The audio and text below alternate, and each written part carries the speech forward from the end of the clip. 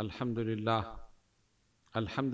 رب العالمین والصلاة والسلام علی من کان نبیا و آدم بین الماء والطین وعلی آلہ واصحابہ اجمعین اما بعد فاعوذ باللہ من الشیطان الرجیم بسم اللہ الرحمن الرحیم اجیب دعوت الداعی اذا دعانی فلیستجیبوا لی صدق اللہ العظیم۔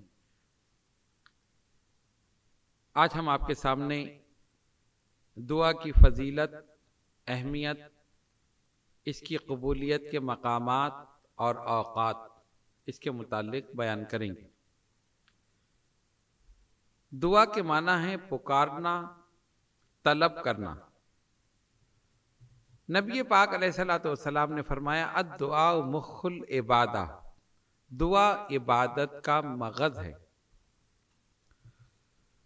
قرآن کریم میں اللہ تبارک و تعالیٰ فرماتا ہے اجیب دعوت الداعی اذا دعانی فلیستجیبوا لی، پکارنے والا جب مجھے پکارتا ہے تو میں اس کی پکار کو سنتا ہوں۔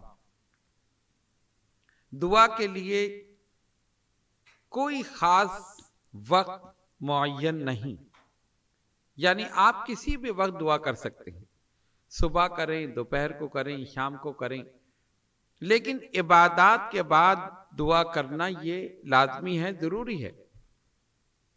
جس طرح کہ حدیث شریف میں فرمایا کہ دعا عبادت کا مغز ہے، تلاوت قرآن کریں تو اس کے بعد دعا کریں، نماز پڑھیں تو اس کے بعد دعا کریں، اور حدیث شریف کے مطابق فرض نمازوں کے بعد کی گئی دعا ضرور قبول ہوتی۔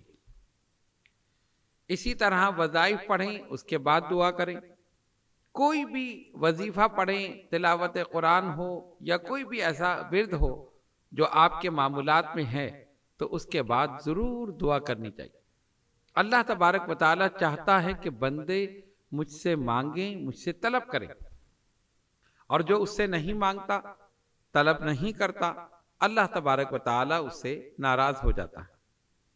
ہزاروں کے آگے ہاتھ پھیلانے کے بجائے، ہزاروں سے مانگنے کے بجائے اس ایک خالق اور مالک سے مانگیں، اس کے سامنے جھک جائیں، اللہ تبارک و تعالیٰ ضرور عطا فرماتا ہے۔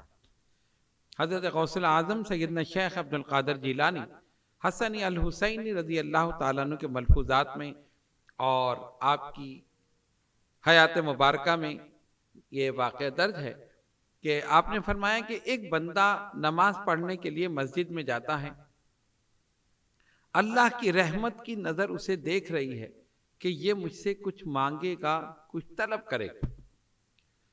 وہ نماز پڑھتا ہے اور نماز پڑھنے کے بعد بغیر دعا کیے وہ واپس پلٹتا ہے۔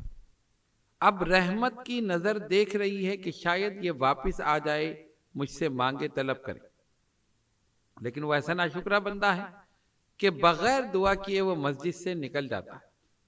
غوث اعظم فرماتے ہیں کہ جب وہ بغیر دعا کیے مسجد سے نکلتا ہے تو اللہ کی رحمت اسے پکارتی ہے کہ اے جانے والے، جب تو جا رہا ہے تو اپنی نمازیں اور اپنے سجدے بھی ساتھ لے جا، جب تجھے خدا سے مانگنے کی ضرورت نہیں تو خدا کو تیری نمازوں کی ضرورت ہے۔ حقیقت حال یہ ہے کہ اسے ہماری نمازوں کی ضرورت نہیں، ہماری عبادت کی ضرورت نہیں، ہمیں ضرورت ہے کہ ہم عبادت کریں اور اس کے سامنے دست سوال دراز کریں، اس سے مانگیں، اس سے طلب کریں۔ اب دعا کی قبولیت کے اوقات ہیں اور دعا کی قبولیت کے مقامات ہیں۔ سب سے پہلے یہ سمجھیں کہ دعا کیسے قبول ہوتی ہے۔ ہر شخص یہ چاہتا ہے کہ میری دعا قبول ہو، جو میں مانگوں مجھے مل جائے۔ بزرگان دین نے ایک بہترین طریقہ بتایا دعا کی قبولیت کا۔ فرمایا کہ اگر تم چاہتے ہو کہ دعا قبول ہو تو دعا کے اول میں بھی درود، آخر میں بھی درود۔ وجہ کیا ہے کہ درود جو ہے وہ قبول ہی قبول ہے، کبھی رد نہیں ہوتا، اللہ کی بارگاہ میں فوراً قبول۔ تو جب تمہاری دعا بارگاہ رب العزت میں جائے تو اس انداز سے جائے کہ اس کے اول میں بھی درود ہو، اس کے آخر میں بھی درود، یعنی درود اس دعا کو اپنی آغوش میں لیے ہوئے۔ تو جب یہ دعا بارگاہ رب العزت میں پہنچتی ہے کہ اول میں بھی درود آخر میں بھی درود، تو یہ ہو نہیں سکتا کہ اللہ تعالیٰ اول کو قبول کر لے، آخر کو قبول کر لے اور درمیان کو رد کر دے۔ جب اول اور آخر قبول ہے تو درمیان میں جو دعا ہے وہ بھی قبول ہے۔ اس لیے ہمیں چاہیے، اگر ہم چاہتے ہیں کہ ہماری دعا قبول ہو، تو جب بھی دعا کریں سب سے پہلے نبی پاک علیہ الصلوۃ والسلام پر درود پڑھیں، پھر دعا کریں، پھر اس کے آخر میں سرکار پر درود پڑھیں اور اللہ کی رحمت سے امید رکھیں انشاءاللہ تعالی اس درود کی برکت سے ہماری دعاؤں کو قبولیت کا شرف عطا فرمائے گا۔ ایک تو یہ طریقہ۔ اچھا، دوسری بات کیا ہے؟ انسان بہت جلد باز ہے، وہ چاہتا ہے کہ آج ہی میں چیز طلب کروں اور آج ہی مجھے مل جائے۔ آپ دیکھتے ہیں نا، بہت سے لوگ کہتے ہیں کہ جی اتنی دعائیں کی کچھ نہیں ہوا، ہم نے شادی کی دعا مانگی نہیں ہوئی، اولاد کی دعا مانگی نہیں ہوئی، کاروبار کے لیے، فلاں چیز کے لیے، فلاں چیز کے لیے ہم تو مایوس ہو گئے۔ حالانکہ اللہ تعالیٰ کی رحمت سے مایوس کبھی بھی نہیں ہونا چاہیے۔ قرآن نے کہا لا تقنطوا من رحمت اللہ، اللہ کی رحمت سے مایوس نہ ہو، کبھی مایوس نہیں ہونا چاہیے۔ اب مسئلہ کیا ہے؟ ہم نے دعا مانگی قبول نہیں ہوئی اور کہا کہ دیکھو جی ہم تو اللہ تعالیٰ سے مانگ رہے ہیں اولاد، شادی، رزق، برکت، اور اللہ تعالیٰ قبول نہیں فرما رہا۔ علماء نے لکھا، بزرگان دین نے فرمایا کہ دیکھیے ہر چیز کی قبولیت کا ایک وقت ہے۔ بندہ ایک چیز آج طلب کرتا ہے اور خالق کائنات کے علم میں یہ ہے کہ یہ چیز فلاں وقت اس کے لیے مناسب ہے۔ ہم نہیں سمجھتے نا کہ ہمارے لیے کیا چیز آج مناسب ہے، ہم چاہتے ہیں یہ چیز آج ہی ہمیں مل جائے، لیکن اللہ تعالیٰ کے علم میں یہ ہے کہ یہ چیز آج اس کے لیے مناسب نہیں ہے، 4 دن کے بعد ہے، 1 مہینے بعد ہے، 1 سال کے بعد ہے۔ تو اللہ تبارک و تعالیٰ اس کی دعا کو محفوظ فرما لیتا ہے اور دعا کے بدلے اس کے نامہ اعمال میں اجر لکھ دیتا۔ اس سے یہ پتہ چلا کہ جو دعائیں قبول نہیں ہوتی وہ رائگاں نہیں جاتی، اللہ تعالیٰ اسے محفوظ فرما لیتا ہے، اور جب وہ سمجھتا ہے کہ یہ چیز اس وقت اس کے لیے مناسب ہے، اسی وقت اس دعا کو قبول کر لیتا ہے اور جو چیز اس بندے نے طلب کی ہے اسے عطا فرما دیتا۔ تو اس سے یہ پتہ چلا کہ دعائیں کبھی بھی رائگاں نہیں جاتی، اور دعا کرنے سے کبھی بھی نہیں گھبرانا چاہیے، دعا کو کبھی بھی مایوس ہو کر چھوڑنا نہیں چاہیے، ہمیشہ اس کے سامنے ہاتھ پھیلاتے رہیں، اس سے مانگتے رہیں، طلب کرتے رہیں۔ جب دریائے کرم جوش میں آئے گا اگلی پچھلی ساری دعائیں قبول ہو جائیں۔ دوسری بات، نبی پاک علیہ الصلوۃ والسلام نے فرمایا ان زبانوں سے دعا کرو جن سے تم نے گناہ نہیں کیے۔ تو صحابہ نے عرض کی یا رسول اللہ صلی اللہ علیہ وسلم فداک امی و ابی، سرکار ہماری تو ایسے زبانیں نہیں کہ جن سے ہم نے گناہ نہ کیے ہوں۔ بھئی کبھی نہ کبھی کوئی غیبت ہوئی ہوگی، چغلی کھائی ہوگی، کوئی ایسی بات زبان سے نکلی ہوگی، کسی کی دل آزاری ہو گئی ہوگی، بتقاضۂ بشریت انسان سے ہو جاتا۔ تو ہمارے پاس تو ایسی زبانیں نہیں، اور آپ فرماتے ہیں ان زبانوں سے دعا کرو جن زبانوں سے تم نے گناہ نہیں کی۔ نبی پاک علیہ الصلوۃ والسلام نے فرمایا، حدیث شریف جس کا مفہوم یہ ہے، فرمایا تم نے دوسروں کی زبانوں سے گناہ نہیں کیے، انہوں نے تمہاری زبانوں سے گناہ نہیں کیے، تم ان کے حق میں دعا کرو، یہ تمہارے حق میں دعا کریں، اللہ تعالیٰ دونوں کی دعاؤں کو ایک دوسرے کے حق میں قبول فرما لے گا۔ انہوں نے ہمارے حق میں دعا کی، ہم نے ان کے حق میں دعا کی، اور خالق کائنات نے دونوں کی دعاؤں کو قبول کر لیا، تو دونوں کو فائدہ ہوا یا نہیں ہوا؟ دونوں کی دعائیں قبول ہو گئی، دونوں کی خواہشات نیک تمنائیں پوری ہو گئی۔ اس سے یہ بھی پتہ چلا کہ ہمیں دوسروں کے لیے بھی دعائیں کرنی چاہیے، اپنے لیے بھی دعا کریں، اپنے والدین کے لیے دعا کریں، اپنی اولاد کے لیے دعا کریں، اپنے عزیز اقارب دوست احباب جتنے بھی ہیں ان سب کے لیے دعا کریں، اللہ تبارک و تعالیٰ دعاؤں کو قبول فرماتا ہے۔ اب آئیے، 2 چیزیں ہیں، ایک ہے دعا کی قبولیت کے اوقات، اور دوسرے ہیں دعا کی قبولیت کے مقامات۔ پہلے ہم دیکھیں دعا کی قبولیت کے اوقات۔ مختلف احادیث سے، آثار صحابہ سے، بزرگان دین کے اقوال سے، علماء کرام کی اقوال سے جو چیزیں ہمیں ملی، جو اوقات جن کی نشاندہی کی گئی کہ ان اوقات میں دعا قبول ہے، ذرا سا ان کا جائزہ لیں۔ کہا گیا کہ جمعے کے دن فجر کے وقت جو ساعت ہے اسی میں دعا قبول ہے۔ اپنے اپنے طور پر سب نے یہ بتایا۔ کسی نے کہا کہ جمعے کے دن عصر کے وقت دعا کی جائے تو قبول ہے۔ بعض نے لکھا کہ جمعے کے دن جب خطیب منبر پر بیٹھتا ہے، دو خطبوں کے درمیان، یعنی ایک خطبہ ہو کر جب خطیب بیٹھتا ہے، کچھ دیر بیٹھ کر پھر دوسرے خطبے کے لیے کھڑا ہوتا ہے، تو دو خطبوں کے درمیان دعا کی جائے تو وہ قبول ہے۔ اب ہمیں چاہیے کہ یہ جتنے اوقات ملے ہیں ان سب میں دعا کریں۔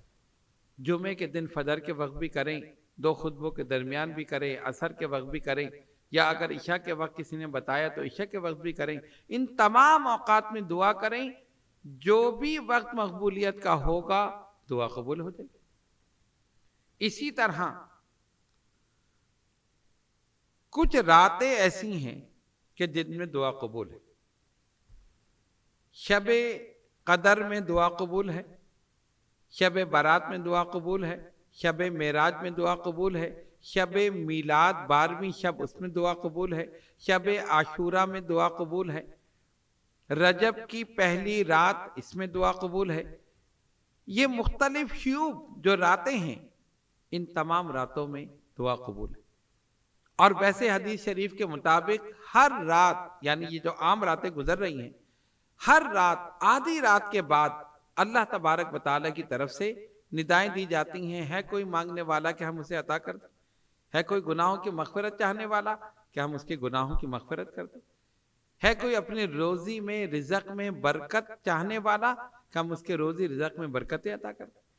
یعنی ہر رات پورے سال، عام دنوں میں، عام راتوں میں بھی، پورے سال عام راتوں میں بھی آدھی رات کے بعد یہ صدائیں شروع ہوتی ہیں، یعنی مقبولیت کا ٹائم شروع ہو جاتا ہے۔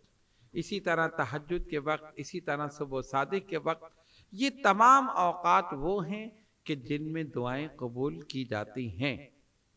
اس لیے ہمیں چاہیے کہ یہ اوقات ہمیں میسر آ جائیں تو اس میں ضرور ضرور دعا کریں، اس میں غفلت نہ کریں۔ جو بھی وقت قبولیت کا ہوگا اللہ تبارک و تعالی دعا قبول کر لے گا۔ تو یہ تو اوقات ہیں اور یہ وہ راتیں ہیں، کچھ مبارک دن ہیں، کچھ مبارک راتیں ہیں جن میں دعائیں قبول ہوتی ہیں، جن کا ہم نے ذکر کر دیا۔ اب آئیے دعا کی قبولیت کے مقامات۔ اوقات تو وہ ہیں نا کہ ہمیں کہیں جانے کی ضرورت نہیں پڑی، وہ ساعتیں، وہ دن، وہ راتیں خود بخود آ گئی۔ جمعے کا دن آ گیا، اس میں ہمیں یہ نوید مل گئی کہ اس میں دعا قبول ہے۔ اسی طرح بہت سی ساعتیں آ گئیں، تہجد کے وقت، آدھی رات کے بعد، فجر کے وقت، عشاء کے وقت، عصر کے وقت، یہ مختلف اوقات آ گئے نا۔ لیکن اب کچھ مقامات کہ جہاں پر دعا قبول ہوتی ہے، حرم میں دعا قبول ہے، ملتزم پر دعا قبول ہے، میزاب رحمت کے نیچے کھڑے ہو کر دعا کرنا دعا قبول ہے، حتیم میں دعا قبول ہے، زمزم پیتے وقت دعا قبول ہے۔ آپ ایک گھونٹ لیں دعا کریں، پھر گھونٹ لیں پھر دعا کریں، اس طرح زمزم پیتے وقت دعا قبول ہے۔ مطاف میں دعا قبول ہے، مقام ابراہیم پر دعا قبول ہے، صفا اور مروہ پر دعا قبول ہے۔ اسی طرح آپ مدینہ طیبہ چلے جائیں، مواج شریف میں دعا قبول ہے، ریاض الجنہ میں دعا قبول ہے، ستون عائشہ پہ دعا قبول ہے، ستون توبہ پہ دعا قبول ہے، ستون سریر پہ دعا قبول ہے۔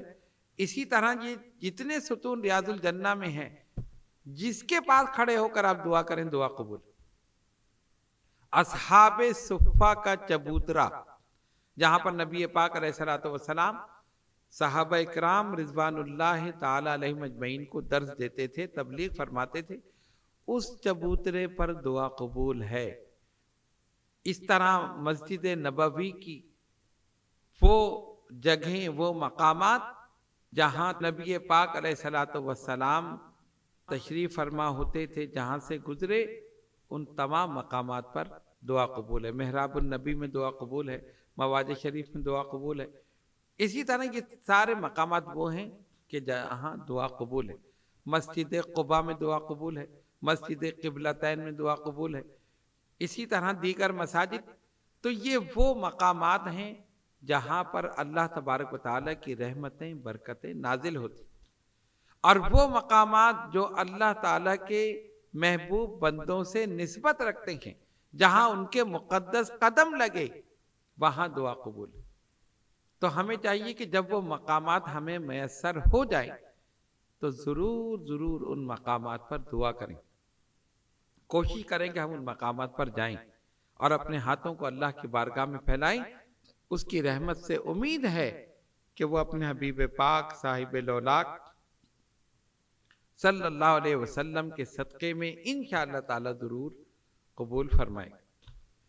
اب دیکھیے کہ ہمیں دعا مانگنے کا طریقہ نہیں آتا، ہم اللہ سے کس طرح مانگے، کیا مانگے؟ کوئی اولاد مانگتا ہے، کوئی روزگار میں ترقی مانگتا ہے، کوئی کچھ مانگتا ہے، کوئی کچھ مانگتا ہے۔ بزرگان دین نے ایک طریقہ بتایا، اللہ سے اس کی رضا مانگو، اس کا قرب مانگو۔ اے الہ العالمین تو مجھ سے راضی ہو جا، اپنے مقربین میں میرا نام لکھ لے۔ جب رب راضی ہو جائے گا، پوری کائنات راضی ہو جائے گی۔ اب دیکھیے، ہزاروں سے مانگنے کے بجائے ہم سوچتے ہیں کہ یہ سیٹ راضی ہو جائے تو ہمارا کام ہو جائے، یہ افسر راضی ہو جائے تو ہمارا کام ہو جائے، فلاں دوست راضی ہو جائے تب ہمارا کام ہو جائے۔ ہم دنیا والوں کو راضی کرتے رہے اور غوث اعظم اللہ کو راضی کرتے، غریب نواز اللہ کو راضی کرتے رہے، قطب الاقطاب اللہ کو راضی کرتے رہے، بابا فرید اللہ کو راضی کرتے رہے، محبوب الہی اللہ کو راضی کرتے رہے، محبوب یزدانی، محبوب سبحانی، امام ربانی، یہ تمام بزرگان دین اولیاء کاملین، انہوں نے اس نقطے کو سمجھا اور یہ اللہ کو راضی کرتے رہے۔ جب اللہ ان سے راضی ہو گیا، پوری کائنات راضی ہو۔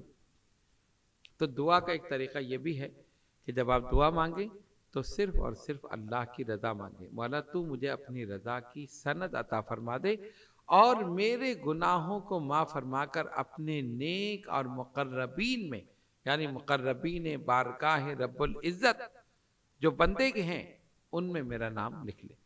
جب وہ رب راضی ہو جائے گا، پوری کائنات راضی ہو جائے گی۔ نبی پاک علیہ الصلوۃ والسلام تشریف فرما تھے، ایک اعرابی آیا اور آ کر کہتا ہے، محمد صلی اللہ علیہ وسلم مجھے کچھ دیجئے۔ سرکار نے توجہ نہیں فرمائی، پھر دوبارہ کہتا ہے کہ بھئی آپ سنتے نہیں، آپ مجھے دیجئے۔ سرکار نے پھر توجہ نہیں فرمائی، تیسری مرتبہ کہا، میں آپ سے طلب کر رہا ہوں، آپ مجھے دیجئے۔ جب تیسری مرتبہ اس نے کہا، تب نبی پاک علیہ الصلوۃ والسلام نے اس کی طرف التفات فرمائی، فرمایا سل ما شئت، مانگ کیا مانگتا ہے۔ اب اتنا کھلا اذن عام، مانگ کیا مانگتا ہے۔ حضرت علی شیر خدا رضی اللہ تعالیٰ عنہ فرماتے ہیں، جب سرکار دو عالم علیہ الصلوۃ والسلام نے فرمایا نا کہ مانگ کیا مانگتا ہے، ہم نے سوچا ضرور یہ جنت مانگے گا۔ اتنا بڑا اس کو اذن عام مل گیا، شہنشاہ کون و مکان نے فرما دیا مانگ کیا مانگتا ہے، ضرور یہ جنت مانگے گا۔ لیکن اس نے کیا مانگا؟ اس نے کہا مجھے ایک اونٹ چاہیے۔ ہم نے کہا لو، مانگا بھی تو کیا مانگا، اتنے بڑے شہنشاہ سے اور صرف ایک اونٹ۔ تو آقا دو جہاں صلی اللہ علیہ وسلم نے فرمایا صحابہ سے کہ جاؤ اسے ایک اونٹ دے دو، دے دیا۔ کہا زیادہ راہ بھی چاہیے، یعنی میں جو سفر کروں گا تو کچھ کھانے پینے کا بھی تو کچھ مجھے چاہیے۔ سرکار نے فرمایا دے دو، وہ بھی اسے دے دیا۔ اب جب وہ چلا گیا، تب نبی پاک علیہ الصلوۃ والسلام نے فرمایا کتنا فرق ہے اس اعرابی کے مانگنے میں اور بنی اسرائیل کی اس بوڑھی عورت کے مانگنے میں جس نے حضرت موسیٰ علیہ السلام سے مانگا تھا۔ یہ فرما کر سرکار خاموش ہو گئے۔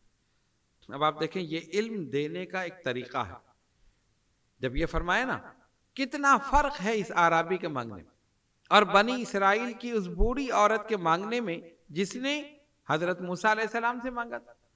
اب صحابہ میں تجسس پیدا ہوا، اس عورت نے کیا مانگا تھا؟ عرض کی یا رسول اللہ صلی اللہ علیہ وسلم فداک امی و ابی، سرکار اس بوڑھی عورت نے حضرت موسیٰ سے کیا مانگا تھا؟ تب نبی پاک علیہ الصلوۃ والسلام نے ارشاد فرمایا، حضرت موسیٰ علیہ السلام بنی اسرائیل کے ساتھ دریائے نیل سے گزر رہے تھے، اللہ نے فرمایا موسیٰ ہمارے نبی یوسف علیہ السلام کی قبر اس دریائے نیل میں ہے، ان کے جسد مبارک کو یہاں سے نکالو اور فلاں مقام پر دفن کر دو۔ اچھا مسئلہ یہ تھا اور واقعہ یہ تھا کہ جب حضرت یوسف علیہ السلام کا وصال ہوا نا، تو ہر قبیلے والا محلے والا چاہتا تھا ان کو اپنے علاقے میں دفن کرے تاکہ برکتیں ہمارے پاس ہوں۔ اسی پر ایک ہنگامہ ہو گیا، وہ چاہتا یہاں دفن ہو، وہ چاہتے وہاں دفن ہو۔ پھر فیصلہ یہ ہوا کہ دریائے نیل میں دفن کر دیا جائے، دریا کا پانی قبر مبارک سے گزرتا رہے گا، جہاں تک پانی جائے گا برکتیں وہیں تک جائیں۔ تو ان کو ایک صندوق میں جسد مبارک کو رکھ کر دریائے نیل میں دفن کر دیا، اور اس تدفین کو یعنی دفن ہوئے کئی سو سال گزر گئے، بعض روایت میں آیا کہ 300 سال، بعض میں آیا 400 سال۔ حضرت موسیٰ علیہ السلام جب گزرے 300 سال گزر چکے تھے۔ اب مسئلہ یہ تھا کہ اللہ نے تو حکم دے دیا کہ جسد مبارک کو نکال کر فلاں مقام پہ دفن کر دو، لیکن پتہ کیسے چلے کہ جسم مبارک ہے کہاں؟ ظاہر دریا ہے نا، پانی اس پر بہہ رہا ہے۔ کسی نے بتایا حضرت موسیٰ علیہ السلام، ایک بوڑھی عورت ہے، اس کی عمر ہے 500 سال، وہ بتا سکتی ہے۔ اس زمانے میں عمریں بہت ہوتی تھی، 500 سال 800 سال۔ آپ نے فرمایا بلاؤ، اس بڑھیا کو بلایا، کہا تمہیں پتا ہے کہ حضرت یوسف علیہ السلام کا مزار مبارک اس دریا میں کہاں پر ہے، یعنی ان کی تدفین کہاں ہوئی؟ کہا مجھے پتا ہے۔ کہا بتاؤ، کہتی ہے نہیں۔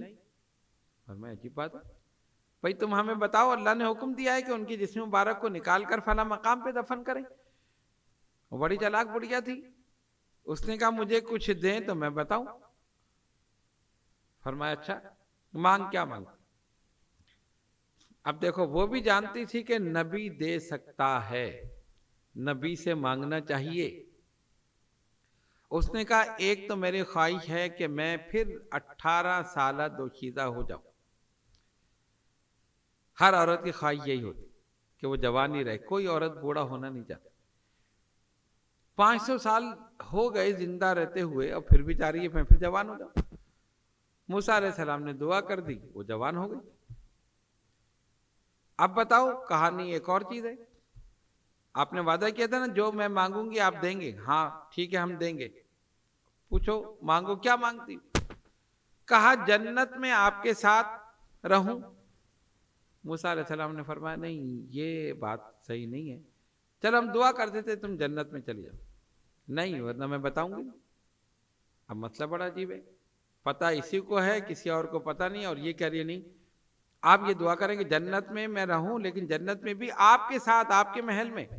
موسیٰ علیہ السلام نے فرمایا نہیں کچھ اور مانگ لے وہ ہم دے دیں گے، یا دعا کر دیتے چلو جنت میں۔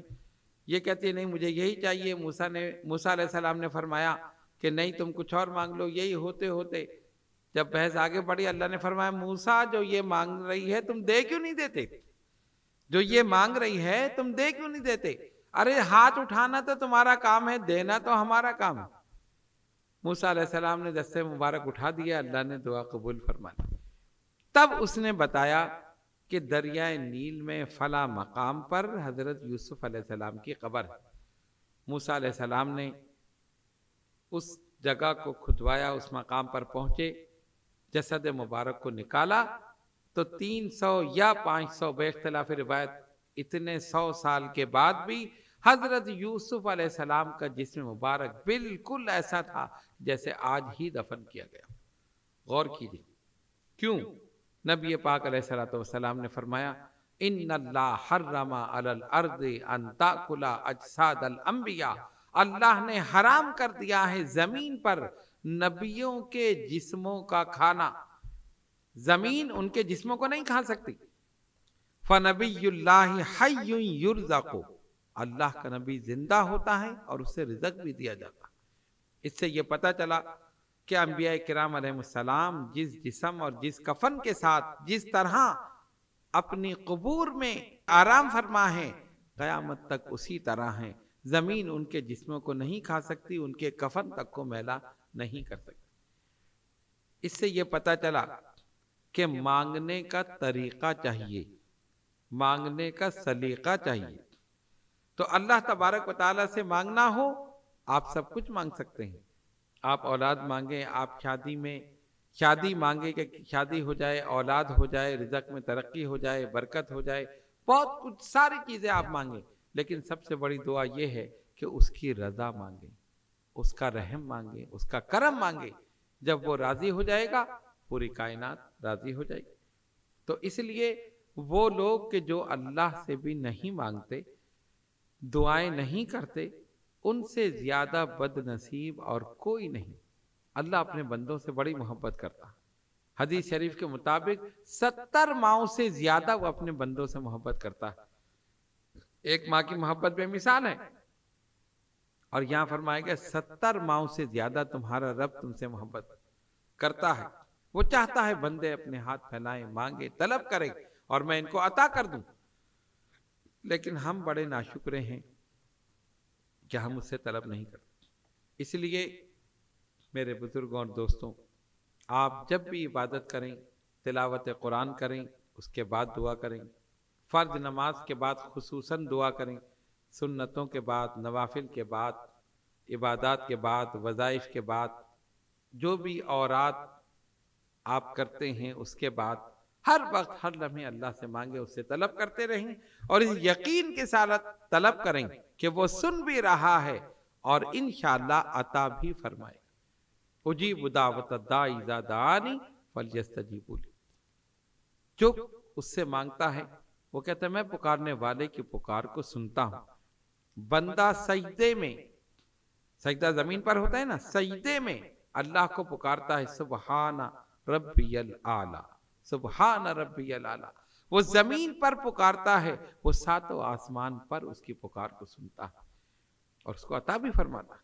تو اس لیے ہمیں یہ چاہیے کہ ہم دعا مانگیں، دعائیں کریں، دعائیں کرائیں، دعائیں لیں، دوسروں کے لیے بھی دعا کریں، اپنے لیے بھی دعا کریں، اپنے والدین کے لیے دعا کریں، اپنی اولاد کے لیے دعا کریں، اپنے عزیز و قریب رشتہ داروں کے لیے دعا کریں۔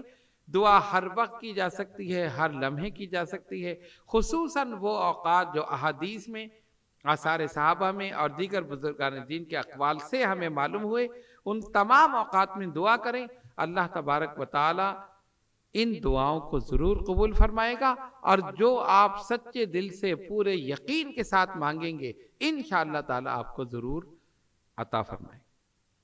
آئیے دعا کریں کہ اللہ تبارک و تعالی ہم سب کو اپنی رحمت، اپنا کرم عطا فرمائے، اپنی رضا عطا فرمائے، ہمارے گناہوں کی مغفرت فرمائے، ہمارے والدین کے درجات کو بلند فرمائے، اور ہم سب سے راضی ہو جائے اور اپنے مقربین میں ہمارا نام شامل فرمائے۔ وما علینا الا البلاغ۔